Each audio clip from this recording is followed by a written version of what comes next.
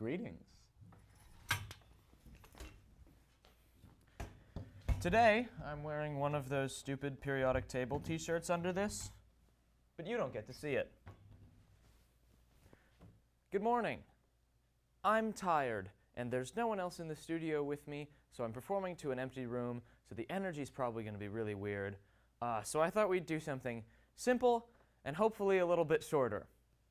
Today we're going to talk about the integral test, which is something that combines two very seemingly disparate parts of calculus in one very elegant, simple test that I think is one of the easiest to understand parts of sequences and series.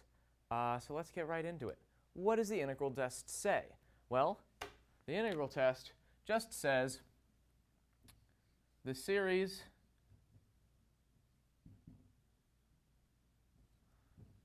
a sub n converges if the integral from your starting value to infinity of like the function version also goes to a finite number, right? Because remember, indefinite integrals, integrals that go off to infinity, can either go off to infinity and diverge just like a series, or they can converge to a finite number. So we're just saying, if a sub n looks like something that you know how to integrate, if it were a function, you can make it a function, integrate it, and if it comes out to a finite sum, if it converges, then boy, the series also converges, and if it doesn't, it doesn't. It goes off to infinity. So let's take a second to think about this. Why would we go from this summation of an infinite series to just like plugging it into an integral? It seems kind of like cheating. We're just like, well, this is one part of calculus, so we might as well solve it with a different part of calculus. But it makes a lot more sense than that.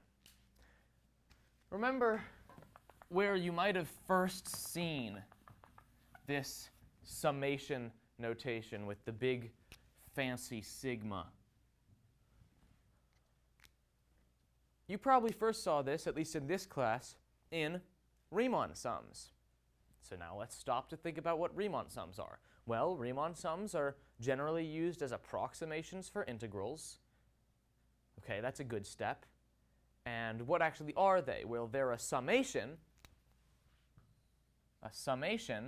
of a bunch of boxes that like kind of represent a function.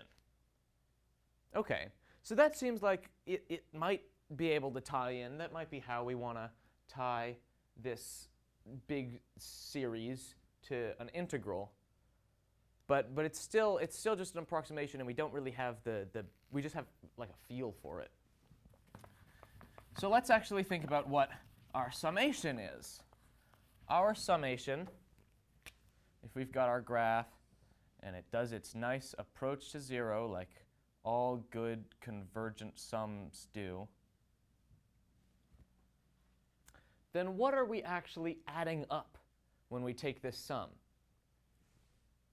We could say that we're adding up the heights of all these points like this.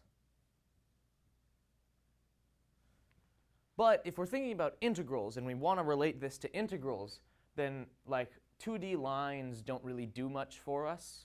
Like these are still the right numbers, but integrals are about area under a curve. So if we were to say, okay, we want to make these lines area, well, that's actually really easy to do, because without changing the area, the number that this sum spits out, we can make this into area, because since it's this series, which just counts up by 1, the like x distance, right, this distance between each of these points is 1. And so if we actually just draw these boxes, these all have width of 1 and height of, right, like their value. And so this is the same as adding up their values, is adding up their area in these little boxes. And now we see, oh boy, this looks a lot like a little Riemann sum. And we can say that indeed, if we make the function a of n, that it's going to look like this.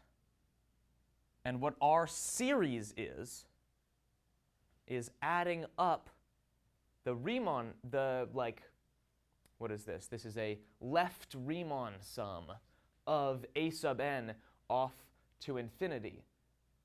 And since an integral is just a Riemann sum with infinitely many little parts, then we can say that the integral, right, like this area, as it goes off to infinity, is pretty much going to do the same thing as this Riemann sum, because the Riemann sum is an approximation of that big integral.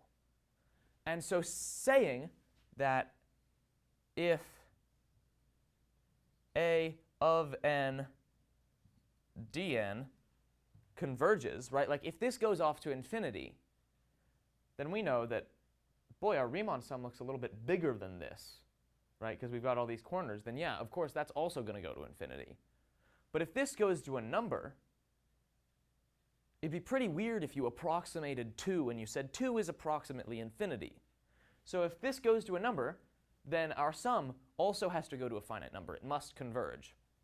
And so it makes sense that since this is practically a Riemann sum approximation of this, then if this converges, then this converges.